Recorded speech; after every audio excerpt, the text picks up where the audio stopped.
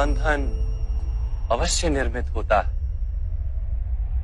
किंतु कार्य का बंधन निर्मित नहीं होता पार्थ।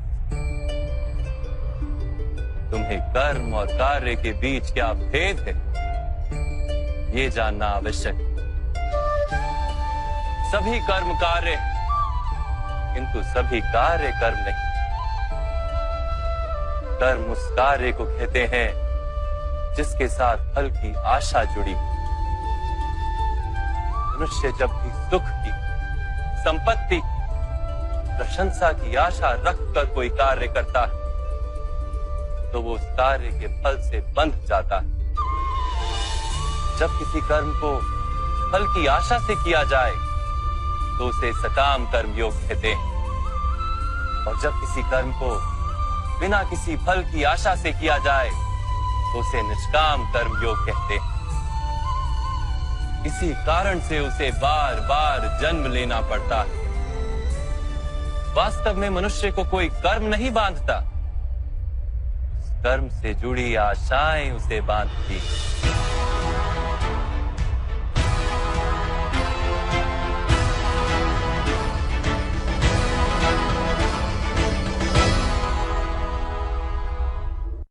वास्तव में मनुष्य को कोई कर्म नहीं बांधता, उस कर्म से जुड़ी आशाएं उसे बांधती हैं।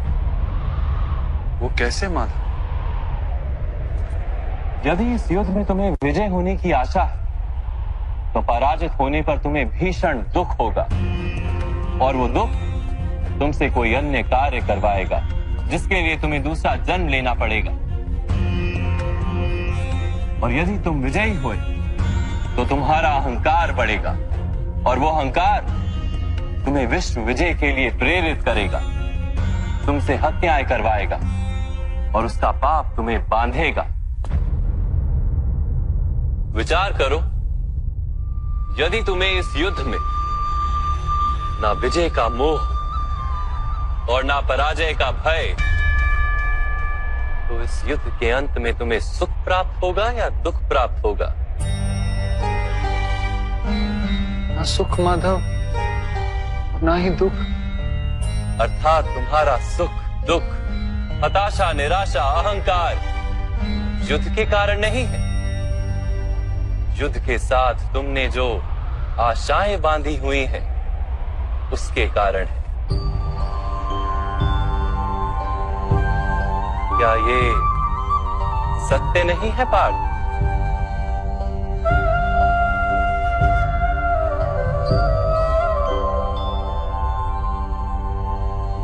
सुख दुखे समे कृत्वा लाभा लाभो जया जयो ततो युद्धाय युज्यस्व नैवं पाप मवाप्स्यसि।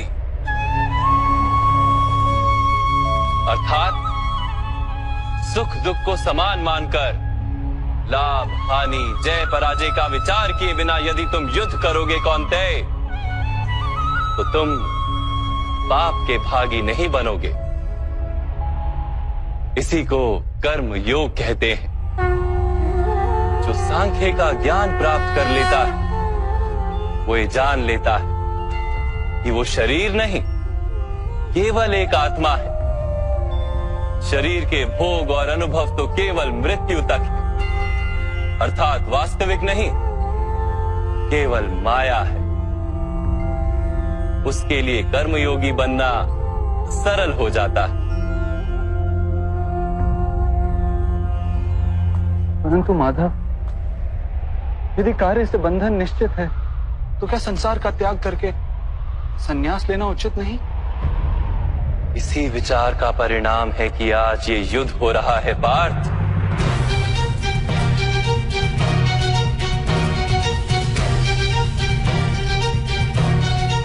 विचार करो, जब सत्व गुण से भरे धर्म को जानने वाले लोग कर्मों का त्याग करते हैं, तब अधर्म से भरे लोग भी संसार को चलाते हैं।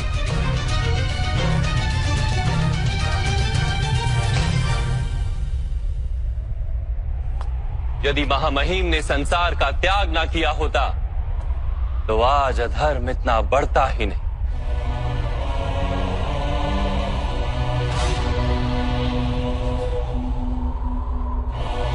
और तुम्हारे पिता ने यदि संन्यास ना लिया होता तो आज भ्राता युधिष्ठिर सुख से राज कर रहे होते।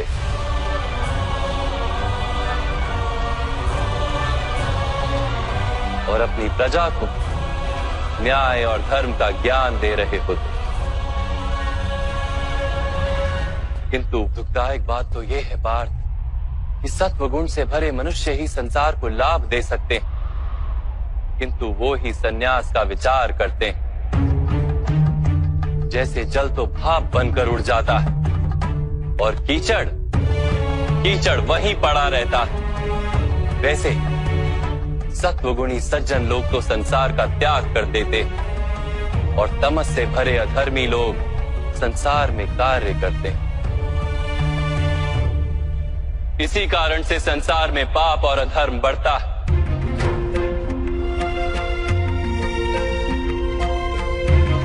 किंतु कर्मयोग इस विचित्र स्थिति से सारे संसार का रक्षण करता है। कर्मयोगी फल की आशा का त्याग करता है, किंतु कर्मों का त्याग नहीं करता। वो इसी संसार में रहता है सन्यासी की भांति, सारे कार्य करता है किंतु उनमें लिप्त नहीं होता। कर्मयोगी अपनी संतानों से, स्वजनों से, अपनी प्रजा से कोई अपेक्षा या आशा नहीं रखता। स्वयं उसे संन्यास का लाभ होता है, किंतु समाज को संसारी की भांति लाभ देता। मनुष्य अपनी संतानों के सुख के लिए श्रम करता है माधव। अपनी संतान से सुख की अपेक्षा कैसे न रखे? मनुष्य अपनी संतानों के लिए जो भी करता है वो व्यापार है या प्रेम पार? प्रेम माधव। तो फिर अपने कार्यों के प्रति फल की इच्छा क्यों पार? भविष्य का लाभ तो व्यापार में देखा जाता है, प्रेम में नहीं। जो मनुष्य अपनी संतानों का चरित्र निर्माण उचित रूप से करता है, संतानों को प्रेम और धर्म के संस्कार देता है, उसकी संतानें भी मनुष्य को प्रेम और सुरक्षा अवश्य देती। संतानों के कर्म, स्वजनों के व्यवहार उनके कर्म है पार, और जब उनके कर्मों पर हमारा कोई अधिकार नहीं होता तो उनसे आशाएं और अपेक्षाएं रखने का क्या प्रयोजन? यदि गहन विचार करोगे पार्थ तो शीघ्र ही ये जान लोगे कि जीवन में ऐसा कोई कार्य नहीं है जिसके साथ आशाएं और अपेक्षाएं जोड़ना अनिवार्य हो। जब सृष्टि ही परमात्मा है और मनुष्य स्वयं परमात्मा का अंश है, तो सारे कार्य परमात्मा ही करते हैं। मनुष्य स्वयं कुछ नहीं करता। यही कर्मयोग का मूल सिद्धांत है पार्थ।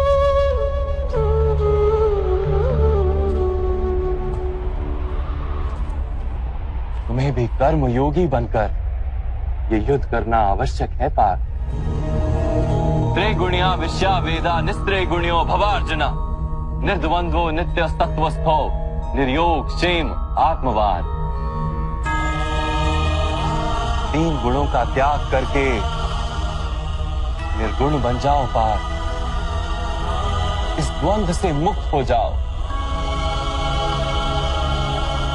सदा सत्व अर्थात परमात्मा में बुद्धि लगाकर कर्तव्य का वहन करते रहो। कुछ प्राप्त करने की इच्छा और कुछ प्राप्त किए हुए का रक्षण करने का विचार त्याग दो पार्थ, और अपनी आत्मा को स्वतंत्र कर।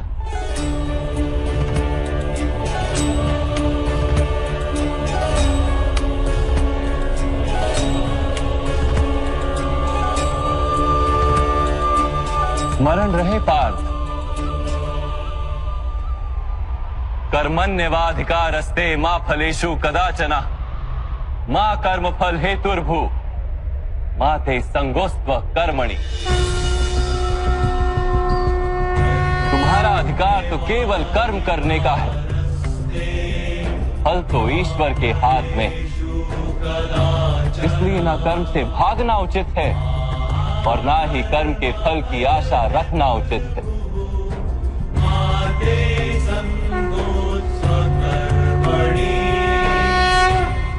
जो फल का त्याग कर दे परंतु कर्म का त्याग ना करे, ऐसे कर्म योगी को कैसे जाना जा सकता है माधव? विश्याविनिवर्तन्ते निरहारस्य देहिनः रसवर्जम रसोप्यस्य परम दृष्ट्वा निवर्तते।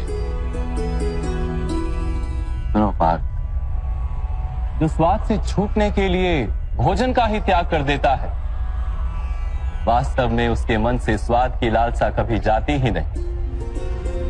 उसे दोहरी हानि होती है।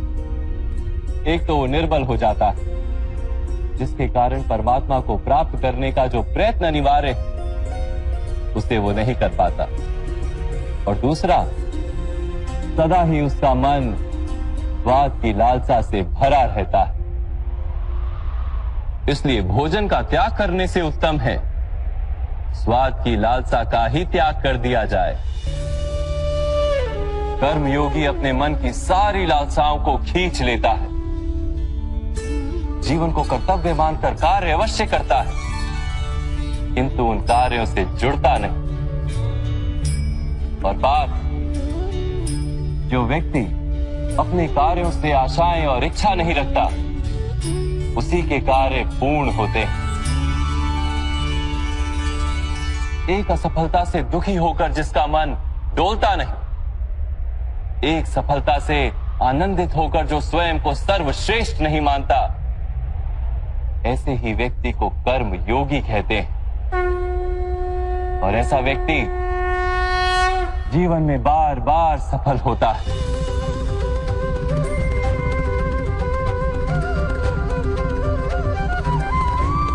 ध्यायतो विषयान पुंसः संगस्तेषु पजायते संगात संजायते कामा कामात् क्रोधो भिजायते क्रोधात् भवति सम्मोहम् सम्मोहात् स्मृति विभ्रमः स्मृति भ्रंशात् बुद्धिनाशो बुद्धिनाशात् प्रणश्यति। फल की आशा से कामना प्रकट होती है, और कामना का तो स्वभाव है असंतुष्ट रहना। असंतोष से क्रोध उत्पन्न होता है, और क्रोध से मोह जन्मता है। मोह के कारण व्यक्ति आचार और व्यवहार का ज्ञान ही भूल जाता है।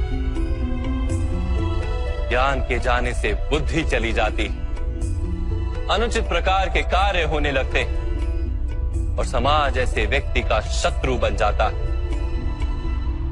और अंत में ऐसे मनुष्य पूर्णतः पतन हो जाता है।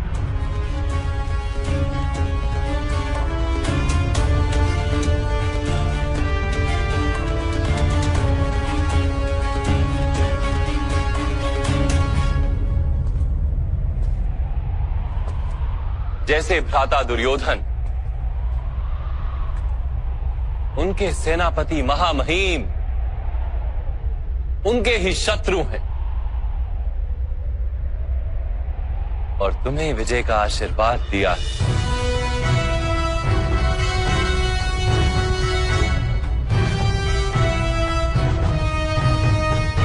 पार्थ, कर्मयोग ब्रह्म विद्या का दूसरा चरण है।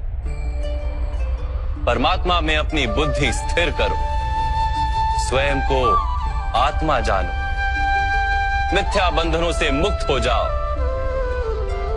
और फल की आशा का त्याग करके केवल कर्म करते रहो।